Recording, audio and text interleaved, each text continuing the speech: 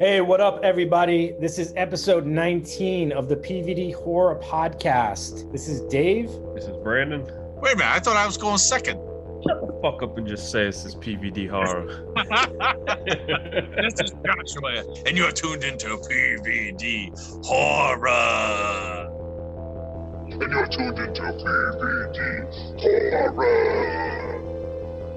Hey, this is Diane Franklin, and you're listening to PVD Horror.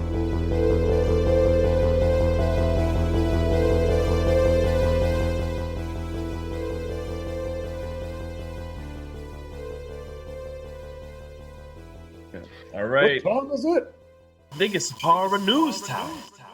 Time to get into some horror news. So HBO has a live action series of the PlayStation video game The Last of Us in the works. They finally casted Game of Thrones actress Bella Ramsey as Ellie and Disney Plus's Mandalorian Pedro Pascal as Joel. It's been like a crazy week going on. You know, there was a lot of different rumors on which actor was going to play Joel.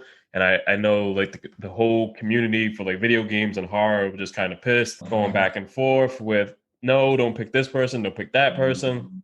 They were actually going to go with a black star, and Joel's character is actually white. So it kind of like caused an uproar of like the whole racial background of the character. To me, either way, it was a great game. You know, I think whoever got it, that role, you know, if you're a great actor, I think no matter what color you are, I think that your work should just speak for itself. But I understand at the same time the background of the race of the character. They kind of just want to keep it going like that. Dave, I know you have a PlayStation. Have you played The Last of Us before? I was just looking to see if I had, because I had not. There was another game that I thought it was with Brittany Snow. I think it's like they had actors playing the characters, and you kind of like pick what happens when they get to spots. But that is not this game. So no, I haven't. Yeah, you should definitely pick up The Last of Us. I just finished beating the second one. It's a classic game, you know. Like when it first came out, I was quick with it. You know, I was sitting there getting past everything, and I just stopped because I just got to that point where I just didn't feel like putting time into games. I didn't have time for it. So I just actually went back and finished the second game. And man, the story and everything is just crazy. Naughty Dog is the behind these projects, the PlayStation only game. Naughty Dog, that was my nickname in high school. This fucking guy. That's Josh's name now, though. Fuck. I passed it on to him. He took it over. Yeah, so big news. Josh, I know you don't play video games, but have you ever heard of The Last of Us? Nope. Video games suck. Have you ever heard of PlayStation 4 or 5? I have no idea what you're talking about. You need a PS5, Josh. Went out and got my son the new Nintendo. Oh, you got him the Switch? Yeah, that's what it is. There you go. Yeah, my daughter got him an Xbox One. I sat down and did Fortnite. Oh, see that? I'm up and up, man. I'm up and up. We played for like an hour practicing, and then I got in the game and I started hitting the shoot button, and I was throwing fucking Band-Aids at people, and I got killed. So you know what? I was like, I just put it down calmly, and I said, "This is why I don't play video games. Have not played since." Well, what was keep that? Your eyes peeled for that The Last of Us series that's going to come out on HBO. I think that you'll really like that series, Josh. I like Resident Evil movies. Why not? Oh, yeah. Resident Evil. They got a new game coming out, too. Part 8, The Village. So that'll be cool. Check that out. I think that's coming out in May. So for all the video game heads, horror heads. Are they redoing Doom? Doom, yeah. They've been doing Doom over for the last few years now. What, the game or movie? The games. Oh, that's still out? Yeah. Yeah, my son wants to. He's like, The Rock was in Doom. We should watch it. I'm like, well, try to avoid that bullet if I can. All right. Next up. So Stephen King helps local Maine elementary school students publish books that they have written. He donated $6.5 thousand to help young students' dreams of becoming writers. I thought that was pretty cool. Like we talked about in the last few podcasts about how Stephen King, you know, kind of gave back to the Maine, like with the films being there and getting people jobs and bringing more money. I thought that was actually cool. I love it when they do shit like this. My son got his first story published in Monsters and Mayhem number 13 when he was 6 in his school. So same thing. They got a grant or something. So the kids all wrote spooky stories and it's really cool when you can do stuff like that for the kids. It's a big thing. Like here's my son now, and he's like, yeah, I'm a published author. Well, when did you do that? When I was like 7. So it's real cool when we do a lot of charity here anyway. So like it's real cool to give back no matter what you do. So I like it. It's pretty dope. I heard your son goes under the pen name of Smo Hill. Is that true? Yeah, I used I was Richard Bachman, so he's Snow Hill. Okay. How about that one? So I still have like this story that I wrote when I was in like 3rd grade, and it was my attempt to write a horror story, and it's pathetic, but it was called The Beach House, and it had the worst plot line ever. They just go to a beach house. There's a murderer there. The guy twists his arm to the point where it like breaks it, and the story's over. But yeah, that was my horror-inspired story I wrote in 3rd grade, and everybody thought I was weird. Because it really happened? It's based on a true story, Dave. Is there something you want to talk to us about? Story called The Beach House. See, when kids write stuff like that nowadays, the parents get a call. Well, I'm not going to lie. They thought I was weird even back then. It was like they were kind of looking at my parents like, what? My mom's writing stories about a guy breaking arms. Yeah, my mom had no idea. Is something going on at home? Yeah. Give me some more shit there, weirdo. Go ahead. Make fun of me. Make fun of me. I see how you are. All right. So that wraps up horror news and broken arms and shit. So Sunday night. All right. What do we got first? So my pick for Sunday night streams is the 2021 film Psychogoreman. So it's a Canadian science fantasy horror comedy film. I'm not gonna really get into it too much. I know you guys didn't watch it yet, but basically it's just about like 2 kids that have like full control over this crazy alien monster from outer space, and they have this little stone emblem that controls him. So check it out. I know it's like really gory, but it starts off like really weird because it has that type of like Power Ranger feel to it, where it's just like kind of really crazy. And it has like so many different horror genres I can like link up to it. I think that you guys will really definitely appreciate it. It's made by Steven Costanza. George Costanza. George Costanza. So it's part of that like Astron 6 Canadian film productions that Steven Kostanski is part of. You're a big fan of them, Dave, because did The Void. Yeah. And so when I had seen it when they were part of The Void, I was like, oh, Dave will like this film. But then when I was watching it, I'm like, this movie's fucking weird and fucking crazy. And I think Josh will love this fucking movie. Throughout the middle of the film, I was just like, I didn't really know which way to go. And then like towards the end, and I was like, all right, yeah, this is a pretty cool film. They did a deal. I think that it'll be on Shudder probably in a couple months because they had a deal with Shudder. And it's also going to get a limited edition DVD Blu-ray release set for March 16th. So keep your eyes peeled for that and check it out when it drops. Awesome. I am super excited about this one. Like you said, I'm a huge fan of The Void, which totally doesn't really even like fit my style of movies. Mm-hmm. Like I'm not a huge science fiction fan. Typically, like the most I delve into science fiction is like Terminator 2 is the greatest movie I've ever seen in my life. But other than that, like I don't really do too much with science fiction, but I loved The Void. I'm going to go just like make a bold statement. I'm just like, I think I'm a huge Canadian horror fan. Like there's so many Canadian horror that I think that like, I don't know. I think they just do it right there. What, Josh? You got something to say? Do all Canadians say "eh"? Eh? Because I think they don't. Eh? I know they drink a bunch of Moosehead Lager and they hang out at Valentine Bluffs and stuff like that. Those are called drunks, buddy. Those are called drunks. All right. Have you ever been to Canada, Dave? Yes, I have. Yeah, I remember when I had gone down to Canada, and I did not know that prostitution was like okay at that time. You went to Montreal. So I was sitting there and I was going down to, it was like a Dairy Queen. And there was a lady outside trying to sell some ass outside of Dairy Queen. So I'm kind of like, what the fuck is going on over here? Lady of the night.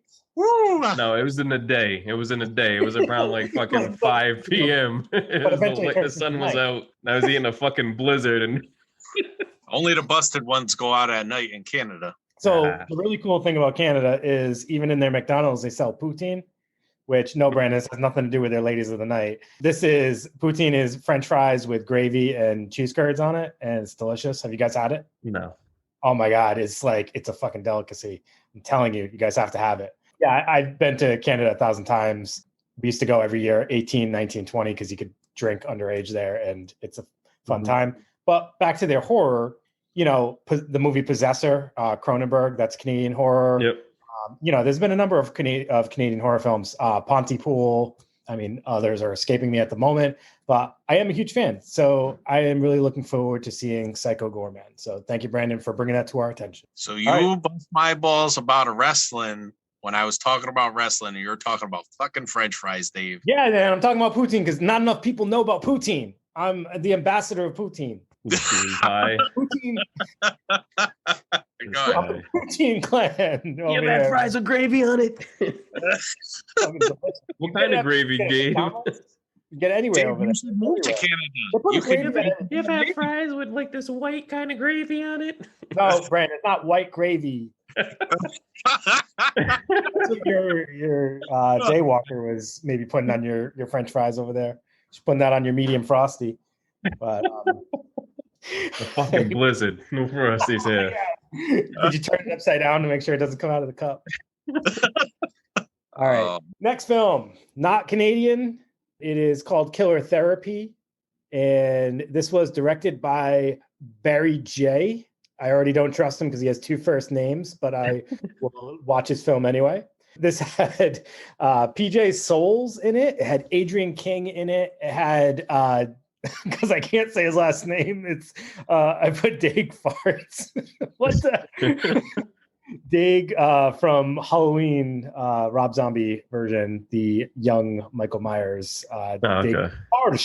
Dig Farsh, I think. Also had Elizabeth Keener, who, if you look at her, you will know who her sister is. Her sister's Catherine Keener. She's been in 1,000 movies, and you would definitely recognize her by her very distinctive nose. But anyways, Killer Therapy. I've been just on a kick with movies about therapists, and I feel like it's because me personally, I've been on this journey getting into therapy myself, being a therapist. And it just fascinates me to kind of see like the horror that can be based around this profession. So I've found myself watching a few of these kind of films. This one was about a kid. So I don't want to tell too much, but he has some trauma, some sexual abuse trauma happened to him. He commits a few acts that end up getting him put into juvie of some sort, or like a mental hospital for teenagers, and comes out and ends up getting himself into some stuff. So he has, he's kind of exacting some revenge on the wrongdoings that happened to him as a child. I'm not going to lie, not the greatest film I've ever seen, but definitely caught my attention throughout. Watching this, kind of looking at it through the lens of a future therapist, kind of watching it, but also just, finding it kind of interesting just to kind of see, how they were portraying this revenge. I think everybody did a good job as far as like the actors they pulled in, Adrian King, PJ Souls, and all those horror icons. So definitely, like I said, a film to check out. Don't go in with like the highest expectations, but a worthy film to watch if you're looking for something to stream. And I believe this was on Amazon Prime, 2018 film. I don't know if I mentioned that. And that is my Sunday night stream. You know what, Dave? I watched this and I said, Dave would pick this movie, wouldn't he? I was like, it has your name all over it. It did. It did. Yeah. Like I said, I've been kind of delving into these movies lately. I know I recommended Transference to you a few weeks ago, and you watched that one too. I don't remember if I watched it or not. I don't think I did. I have to watch it now. This wasn't terrible. The kid obviously had some problems. It was really weird because he didn't, but then he did. Like they adopted a sister, and all of a sudden he's like, boom, crazy, like a light switch, right? And then I don't know, man, it just stuck through all the way through, and I wanted to like the main character, but I didn't. When it was over, I was like, oh, thank God. Yeah, I really wanted to like him because, bad things happen to him. And then, he gets locked up. And obviously, he had issues to begin with. And you can't really make fun of like mental illness. it is what it is, right? And then he got out and just went on the rampage. And I was like, oh, that's kind of cool. But I still didn't feel it. So yeah. That's where I think the movie kind of lacked was, maybe it was with like that attachment to the characters. But I did like some of the elements, like you were saying, like with the adopted sister, that resentment he had. Yeah. I feel like that's very realistic to me. And that like kind of was like things like that. What's that? The resentment she had too was really out there, and then the mom who was like babying him and doing what moms do, like, oh no, it's not your fault, whatever. Yeah. So it had elements, but I just didn't like the main character. It was like Mothers of Monsters. You really liked Bailey, Yeah. Mm-hmm. It wasn't Bailey in the movie, but you know what I mean. Bailey's character, and this one, I didn't feel it. I did watch a movie, 2021 movie called Todd, and it's along the same kind of thing as this. I suggest you check that out. Okay, I will keep a lookout for it then. Yeah, sounds good. All right, guys, that wraps up Sunday night streams. And now we are going to move on to Sleepdown Saturday. I love it. Do we have to do that introduction again? I think we said it at the same time, and it actually sounded like harmony. Yeah, but mine was better than yours, and I don't want to upstage you. So my pick for Slept On Saturday was Channel 13, which... it's not the best film in the world. It's not for everybody. It's more like a so bad it's good. But what makes it slept on for me is Mark Paulina. He made this movie with his brother in 1987 and forgot it existed and found it in a box in 2015 and then just put it out as one of his films. We were talking about him earlier today. He's got tons of films out there. This one was really cool because they were teenagers when they made this. And you could tell, and they used some new footage shot on video, but mostly all of it was old school stuff. Guys hanging out at home, turns on the TV. He only gets Channel 13. There's like this weird zombie dude in a hood.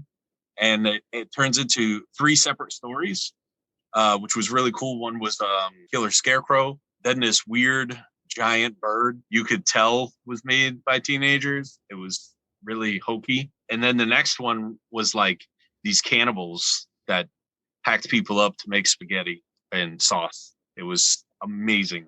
An amazing film. Obviously like a $5 budget because that's how I like them, but definitely a throwback to, you guys, I take it you guys didn't see it, but I'm a huge Paulina Brothers fan and I love this movie. So there's my Slept On. Was this reminded me of being a kid and sneaking down into my basement and turn the TV on and watching 3 scrambled porn movies on Spice. I don't know if that resonates with you guys. That's kind of what this reminds me of. I had the black box so I could see everything. I got it shortly after my dad got it. I was like, oh yeah. Living the good life. This was one of those great Tubi movies. Tubi just puts out tons of good shit. I don't know why they put all this 80s slasher shit up, but this is one of the Tubi titles. And they love the Paulina brothers. A lot of their shit's up there. So good for Tubi for putting it up, man. Good risk. Nice. All right. So my pick for the Slept On Saturday, I'm going to roll with the 1980 film Toxic Zombies. I don't know if Josh is in this film, but he's a toxic motherfucker. Let's see. So this film has like 3 different titles. So it's also known as Blood Eaters and also Forest of Fear. The film was directed by Charles McCrane, who was also acted in the film as Tom Cole. It was classified as a video nasty in the UK. And Wait, so Tom Cole? Yeah, Tom Cole. Tom Cole. Yeah, Tom's cool. It was classified as a video nasty in the UK. So for everyone that is not sure what like a video nasty is, video nasty, the term is in the UK is referred to a number of films, typically a low budget horror exploitation film distributed on video cassette that was classified or for violence or content from the press. So I'm pretty sure like every single one of Josh's films that he likes is called a video nasty. So yeah, it was just like a film about just like crazy like zombies that were just planted. I guess there was like a plane that went over this crop and it just kind of like drugged everybody when it came down, and it just became all these crazy looking zombies. It's a cheesy film. Like I said, it was from the 80s. I know before, Josh, you talked about this film once, right? Yeah. So when you posted this, I was like, that motherfucker. This motherfucker.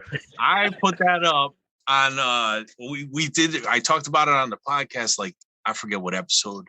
I put it up as a poll. It's one of my old school favorites. The zombies, they look so bad because they just put like, oh, I got some toner. Let's just put that on you and we'll call you a zombie. You know what I mean? Like, it was, hey, I got some green spray paint. Stay still. And you busted my balls about it. You're like, oh, another fucking Josh movie. Nah, I think I said I'm going to check this film out. I said, I think I'm going to check this film out, and I did. Brandin had said, like, this sounds like a movie I would love. Yeah. This was the film. The Farmers, right? Yeah. I'm pretty sure I said this film doesn't sound so bad it's good. It sounds so good it's bad. So I was like, let me check it out. It was a decent film. Like I said, it was one of those films. It came on Tubi. Like I said, I watched a few films and then it just popped up and I was like, what the fuck is this? And then I was like, all right, toxic zombies. All right, cool. Thanks, Josh. Yeah, man. Like a little alley-oop. I got the unedited black market VHS if you're interested. Yeah. Brandin, Josh also made some video nasty films in his dorm room his freshman year of college that he can send you as well. Oh, yeah? It might not be the same definition of video nasty that you had. I think he just rebooted that Thumb movie that he was talking about last week. So he made like a new video nasty of the Thumb movie. Yep. It's like it's a white person's thumb, but the tip's brown though. It's a spin-off. Dude, that's awesome. Oh, shit. And that wraps up Saturday. Was it Sunday night streams? That wraps up Sunday. Where we're at?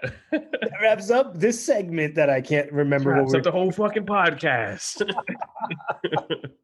Yeah, so that was slept on Saturday, Brandin. All right. I'm sorry. I'm on the Grey Goose right now. You're on the Grey Goose. On the Grey Goose. Had to do something. All right. So that is going to bring us to the one segment that nobody cares about except for me. Bears and Scares. All right. Was that excessive? I'm sorry. Trying to get into it. All right. So every week I bring you guys a movie and a beer. Try to make it so that it's like witty and I sound cool and smart and I exceed every week. So this week is no different than all of them. Shut up, That's what we telling you, Dave. Shut up, Jack. All right. So this week I got the film Sleepwalkers, which is a Stephen King film directed by Mick Garris, starring my one and only love, Madchen Meek. Who you guys will know from Twin Peaks, and also Brian Krause, I believe, is the main dude. But I thought that was your main love right there. Yeah, shut up. Oh, good one, Brandin. Yeah, all right. Good one. Go drink more Grey Goose. Fuck you. Make your stuff smell sweet with your pineapple juice. All right. Okay. And the beer that I heard you're in the sequel of that Thumb movie of Josh's. And your thumb wish. On the cover. You're right. Yeah. You wish. And the beer that I had with this film was a beer by Fat Orange Cat Brew Company called Baby Kittens, which Fat Orange Cat is out of East Hampton, Connecticut. It's a really cool brewery. If you guys ever get the chance to go there, it's like on a farm and it's just like, you feel like a hippie. It's cool. But I don't think that they're actually selling out of there right now because of the pandemic. But it is a 6.2% alcohol New England IPA, and it is really tasty. The reason why I paired these two things together is because if you watch Sleepwalkers, cats are very prevalent in this movie. There are dead cats everywhere. I don't condone animal violence. I actually fucking hate it. But it is because they are super scared of cats, because cats are like the thing that they fear. But yeah, you guys seen Sleepwalkers?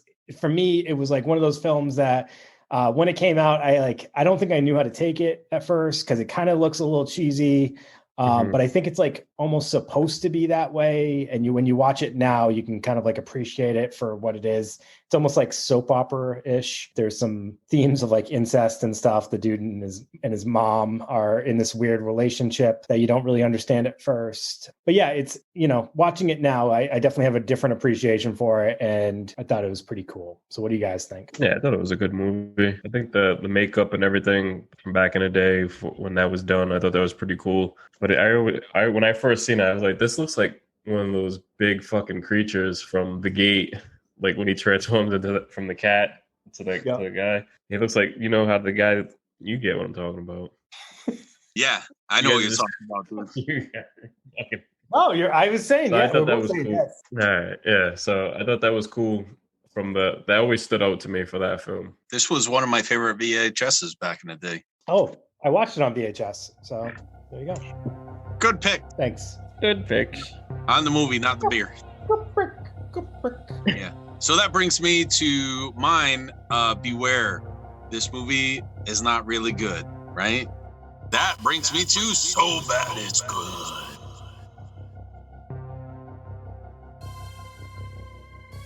Yeah, this one I picked, Blood Lake from 87 or 86. So there you go. I'm in the 80s this week. Blood Lake was awesome. Bunch of kids go to a lake and it actually looks like somebody has a handheld VHS camera and following these fucking dumb people around. It's a pretty awesome movie. The killer is pretty badass. You don't really see him till the end, which I kind of like. Builds some suspense. This movie was great for those 80s one-liners. Like they bring this 12-year-old kid or brother and he's like, are you going to be a douchebag or are you going to let me drink this weekend? And that's like the biggest line in the movie. Everybody loves it. And I can't wait till Max says that to you one day. What? I can't wait till Max says that to you one day. I don't drink, so I hope not. But that's going to be a line to you when you tell him not to drink. And I'm going to be like, yeah, I'm going to be a douchebag. I'm your father. Get the fuck out of here. You have no idea. I tell him all the time. When I was a kid, if I said something like that, I got a backhand, and you didn't talk like that.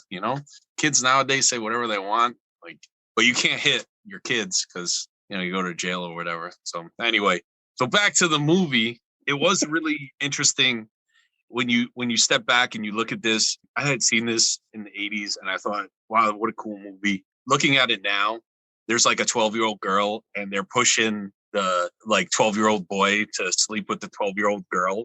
And he is that's all he talks about in the film. And I'm like, wow, that would never be able to get made now. It is so fucking cringy. So looking at it objectively like that, I was like, wow, damn. But the kills were pretty cool for a $5 budget. And it's really weird. The killer's literally starts the movie in the shed attached to the house and ends the movie in the shed attached, and they don't know. Are you fucking kidding me? It's one of those horror movies where you're like, look behind you. It's got all the tropes that I love and get mad at and throw things at the TV for. And then a huge act of God at the end of the movie that just makes the whole movie. Highly recommended. So should I check this movie out, Josh, or should I just pass on it? You know what? If you watch this, you'll laugh. It's one of those things where you're like, what the fuck did he just say? You will laugh the whole time because it's that stupid, old school 80s one-liner funny jokes. The kills aren't too bad for, a 1980s shot on VHS $5 budget. They're pretty decent. But the rest of it, man, it's so funny looking at it now. So I would recommend it. You like the Chud of the Bud. Chud of the Bud. All right. Sounds great, Josh. Nice, Thank you for promoting child pornography on our podcast with your 12 thank you. Hey, Sexual. I said it was super uncomfortable when you look at it that way, Oh, well, I'm glad you prefaced it with that. That makes it all better. I do not condone that type of behavior. Excellent. Good job. Yeah. So, all right. Well, that kind of wraps up our regular content, but we wanted to do something a little special this podcast because we are in the midst of celebrating two occasions. We are in the middle of February, which, as you guys know, is Black History Month. And we're also in the week where Josh and his lady are celebrating Valentine's Day on a regular basis. And you know what I mean. So we wanted to let everyone know what they're watching on a nightly basis as they are making Josh's video nasties. So, well, let's start off with the Black History Month picks because I want to let everyone calm down from that picture I just painted. So, Brandin, Josh, let's go and just discuss some of our favorite Black horror films. We're talking about blaxploitation. We're talking about some of the current films. What are ones that stick out to you that you kind of regularly revisit? Brandin, I'll start off with you. Oh, because I'm Black? No, because you're actually the only one looking at the screen. And I don't know what No, I'm fucking with you. But I would have to say Tales from the Hood, Yeah, because when I was younger, and then watching that film, painting that picture of Black horror, things that just normal in my community at the time, all the stories and everything were going around, and it was one of those films that you could kind of sit there and say you kind of relate to from any other horror film that was always just put together, where you would always see the Black guy just die first, camping somewhere, but now it's just in the urban communities and stuff like that. So I thought that always stuck with me and always stood out. And to this day, it's still one of my favorite films. I know I don't really talk about that movie too much, but which is also kind of weird because I was watching that movie over and over and over when I owned that on VHS. It was at a time where I was super into hip hop music, and you listeners probably can't tell, but I'm white. No, they can definitely tell. But I was definitely living that life where I was kind of immersed in Black culture, and I think that a lot of people growing up in the time when I did can relate to that, where it didn't matter if you were white or Black. You listened to hip hop. You watched movies like Boys in the Hood and stuff like that. So for me as a kid, that was kind of immersing myself in that movie fit right in.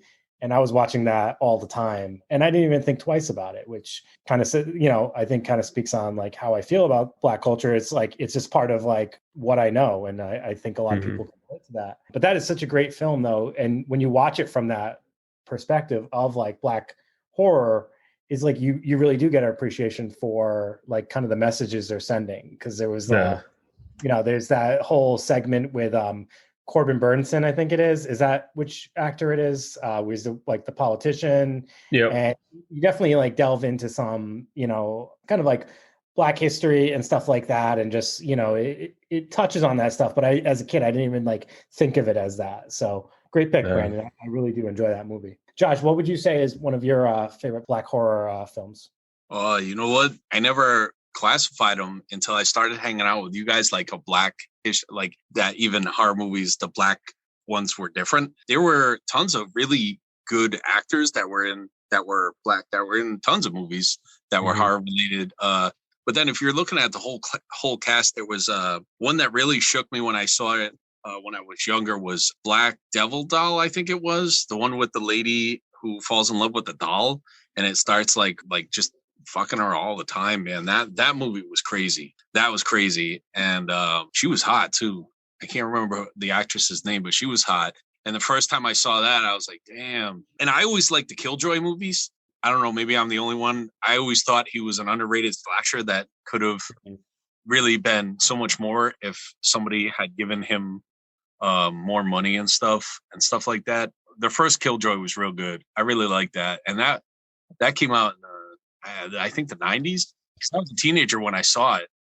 And it was weird because at that point, I did a lot of drugs, so I ran a drug scene.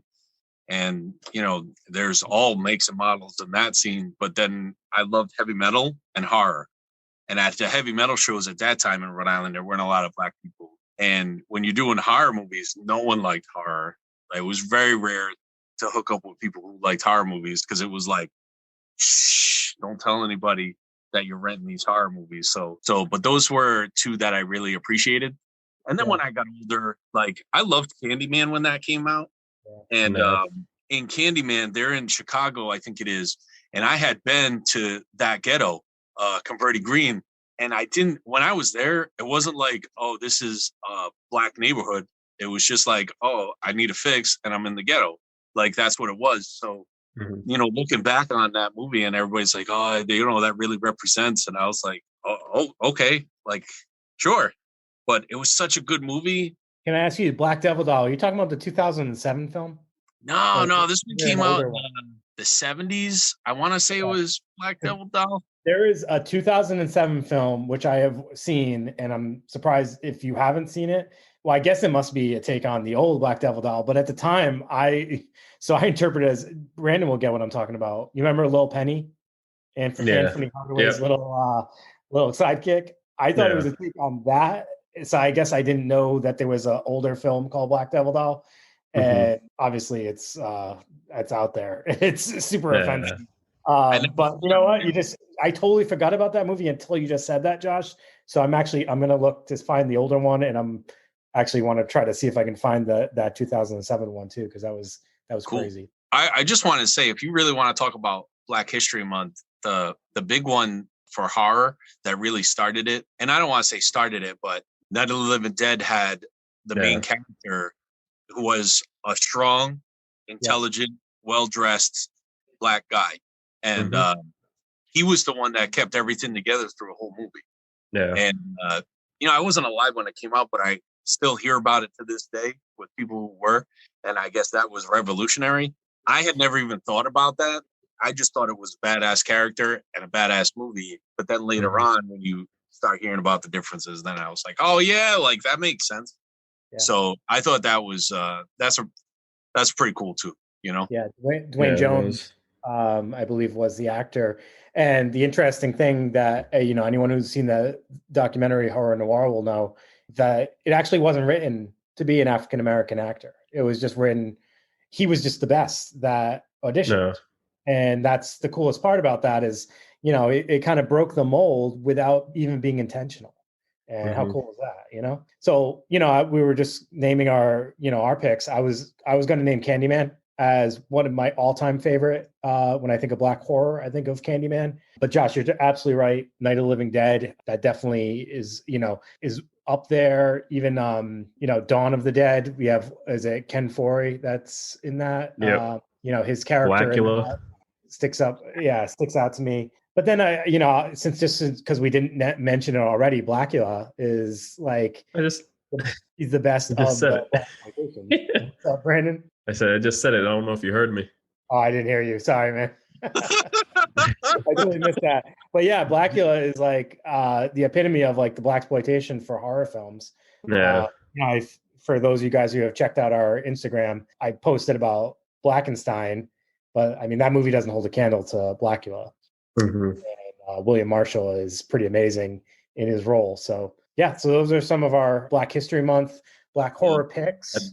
Whoa. I thought you were going to say Bones, Dave. I thought that was going to be your favorite film. No, Bones. Oh, shit. Jimmy Bones, is that you? What about such a top pick? Compton guys? Remember Snake Out of Compton? I love that movie. Never seen it, but I've seen the poster from you many times. Yeah, that's better than Bones, Brandin. You got to check that out. Nothing's better than Bones. Fuck out of here. All right, guys, are you guys mentally prepared to move on to Valentine's picks, aka Josh's sweet spot? Ooh, video nasty. I got some Valentine's Day video nasties. You want them? Josh's candy shop. I got the magic stick. Oh god. You're gonna regret saying that one. We're never gonna let that go. Oh shit. Go ahead. Name your all-time. No, actually, I already know you don't have any because I've asked you like 4 times. You don't have any Valentine's picks. No. You can't think of one. Come on, Josh. Well, there was my Bloody Valentine, but that other than that, I can't think of it. There was a movie called Valentine. I saw that. I think I got it on VHS. Name them all because me and Brandin need a turn. What? Oh, I didn't. So go ahead. Well, I like speaking Valentine. of my Bloody Valentine, that turned 40 today. Yeah. That's 40 sucks. So let's talk about my Bloody Valentine for a second because I'm a huge fan. Yeah. And I know we've all had this conversation, but we didn't have it on the podcast, I don't think. We saw the unrated version, and we saw a couple additional scenes that were added into that. And I think I'm going to go on a limb and say, I don't think you can watch My Bloody Valentine and not watch the unrated version to get the full experience after seeing that, right? Yeah. The couple of additional scenes were key to that film. Yeah, most of the kills were in the uncut version. And so, like, when you look back at it, it's like, okay, so if they that film, and like, what did this film really stand on? Because like with the kill when they was in the mine, and then he like picked her up and then like stuck her head through the faucet, that was from the uncut one that I put down for the kill of the week. Like that wasn't in the original one. And then so when you're watching that film, like you can tell like all the grainy parts from that film. That's what it shows like it was cut out. Like even like the part with the dryer, like, when the body was spinning inside the dryer, that wasn't in the regular film. My favorite one is the eyeball scene with the pick at the beginning, and that's right at the very beginning, and they cut that out too. Yeah, so, it's like it's a significantly better film with those scenes. So I think that if you're going into this Valentine's Day and you're going to watch this film, make sure you get the uncut version. And I know that like when we showed this at our movie event a couple of years back, it was really impossible to get this film for some reason. But I think in that time, the reason why it was so hard is because they were getting ready to do releases on Blu-ray. Is that the case? Yeah. Yep. Because I remember we were like, oh yeah, we'll do My Bloody Valentine because it's gonna be Valentine's Day, and then we were like, I don't own the film. Let's check it out on Amazon or eBay, and it was like, holy shit, it was like $40 for a DVD. Like, nope, not doing it. And then shout out to what's his name, Peter. He had hit us up and said, "Hey, I got the uncut version. I'm gonna bring it for the show." And I thought that was cool. That was clutch, actually, because made it so much better. So now, what do you think about the remake? I'm glad you asked that. I'm a fan of it for sure. So I saw it at the theater. I remember I saw it before I saw the original. I think it was a teen. I can't remember exactly what year it was, but maybe I wasn't a teen. I don't know. I'm old as hell. So, but I remember I loved it when I saw it.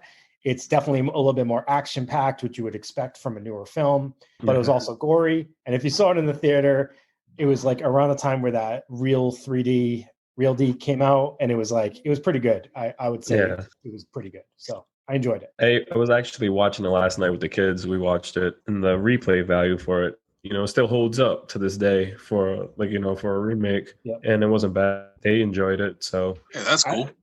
I think you're going to get an easier time trying to sell that to a younger audience than you would the original. That's what we were thinking, because I was like, oh, should I play the original for them? And I'm like, you know what? Nah, let me just play a remake, because I think that they'll probably enjoy this a little bit more. Sure. When we did the movie night, everyone loved the original. Like, that was a really good turnout. And people really liked the uncut version. They were going crazy, if I remember correctly. The remake was just okay to me. The original one was, I thought, better. So So, Brandin, let's hear. Do you have any interesting Valentine's picks that you would suggest to this audience? Return of the Living Dead 3. Like I said, that film always stood out to me, and I thought it was a cool little love story, and how they just changed up the whole story from the first two films to like a film that was just like, okay, fine, we're just gonna go and do something completely different. And that always just stuck out to me, with Julie and everyone in that film, for her to die and then for him to still like love her as she was still trying to hold herself back from like killing him. I thought that was like a really cool story. And The Loved Ones, that's another film that had stuck out to me. I thought it was done really well, really twisted and sick, and it still holds up to this day. I was watching that last night, actually. So I hadn't seen it before. And that was your first time? Yeah. I was gonna just try to burn you and say, but this is your first time seeing it? So no, I'll admit it. It's one of those films I had put on. I meant to watch for a while, and no reason specific, but I just didn't watch it. And then last night I was like, I'm gonna post it. So I never feel authentic if I post something that I haven't seen. So I decided to watch it, and I'm not gonna lie, it takes a lot to really disturb me. the scene where they are drilling into his head, I started to have this like really visceral reaction to that where I got really uncomfortable, and I haven't felt that way in a while. And I wondered if it was because I'm getting older or like if that scene is just that disturbing. I think it was more about me. I also had a pretty long ass day and might have had a couple drinks and all that stuff. But anyways, yeah, it was definitely a disturbing film to say the least. Yeah. So. No, I think it's probably disturbing to you because it's actually something that could have happened. Just imagine again. I mean, that's. Oh yeah. I think that was kind of what it was. It's like the fact that they were doing this and they like with the intention of him still living. While, after they do it, like they're trying to get it just right. You hear the skull. Like even just thinking about it kind of gets me right now. Yeah.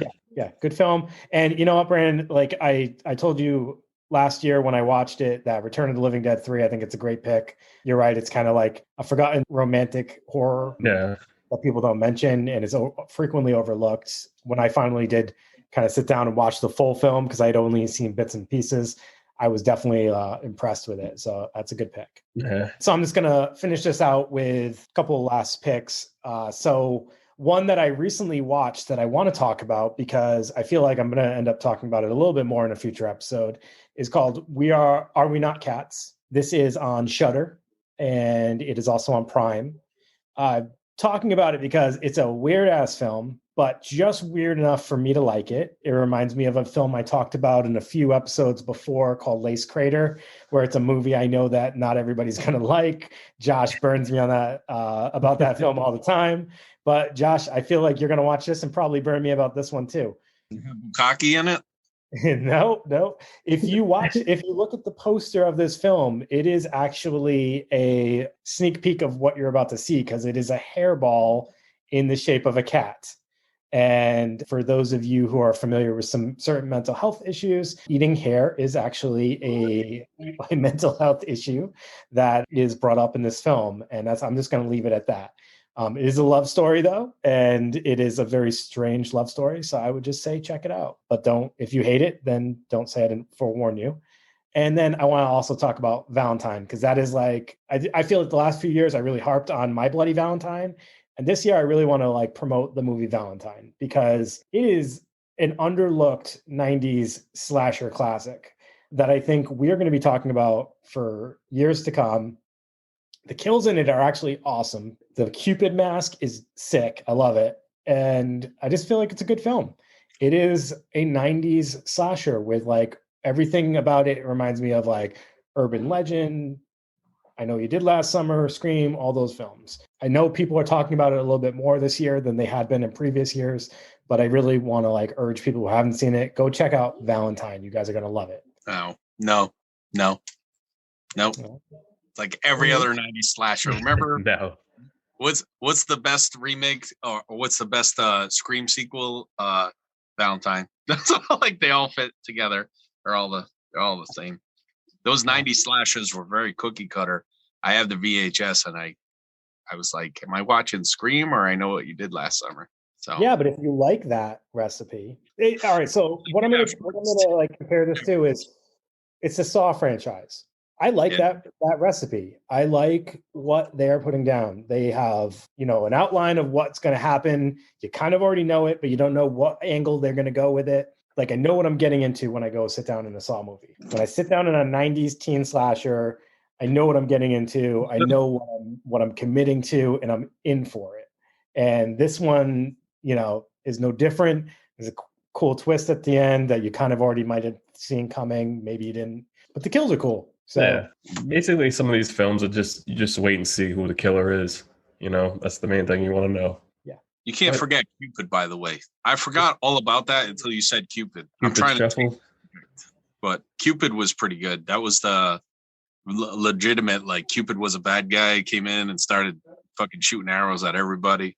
And that was a pretty badass movie. So and I've been talking to you guys about that a little bit because I watched it and I was actually pleasantly surprised. So it's a 2020 film streaming on Tubi, on Amazon, on demand. It's one of those uncorked features, but I went into it like thinking, hey, I want to watch this just so I can see if I got another film for our Valentine's countdown. And then I was like, oh, this actually wasn't that bad of a film.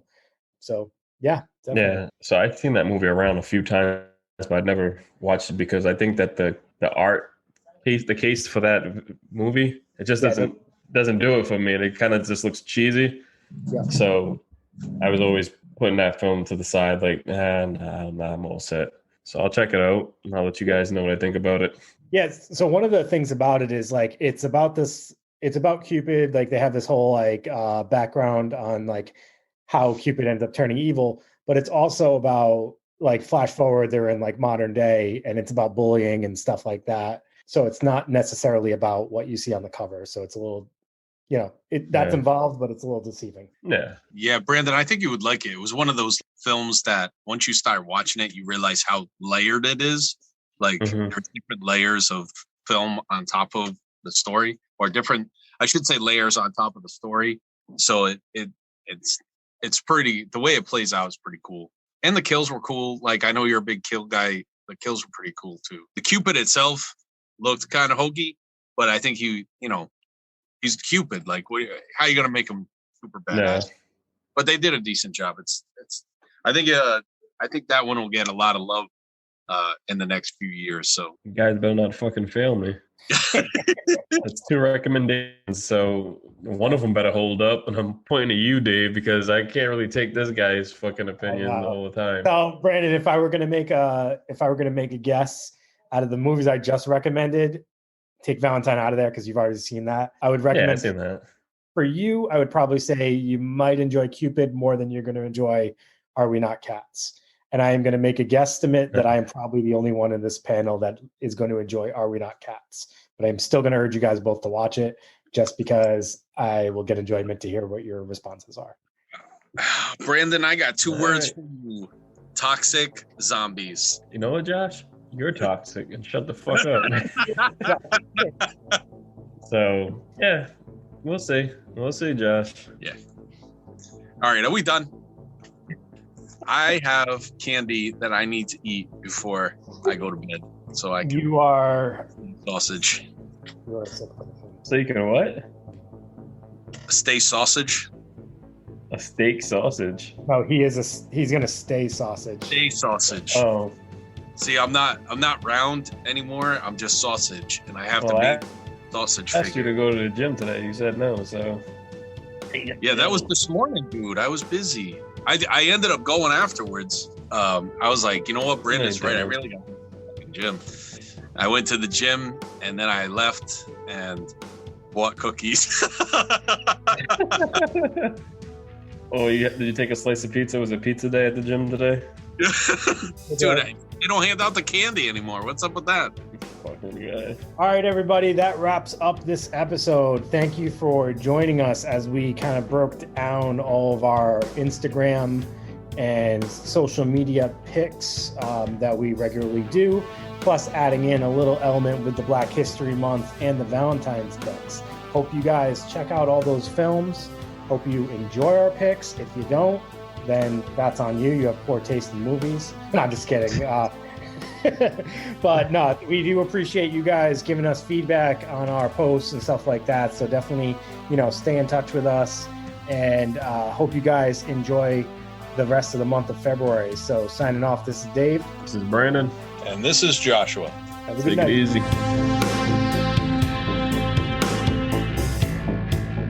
This is Dave. What's going on? This is Brandon. And this is Joshua. And you are tuned in. Shut up, Josh.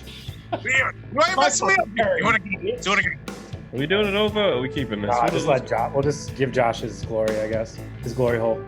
Well, who was doing the horror? All right, we'll just get into this. Just leave me hanging. Oh, Dave, where's your Avengers shirt at? You guys are both wearing Avengers shirts? Where's your fucking Avengers shirt at? Nerds. Fucking fired. David, you're toxic. You're fucking toxic Avenger. I forgot this was a superhero podcast. I just went over to your house on your porch. Hey, this is a wrestling podcast. You know Jim Cornette? He's long. Oh yeah, brother.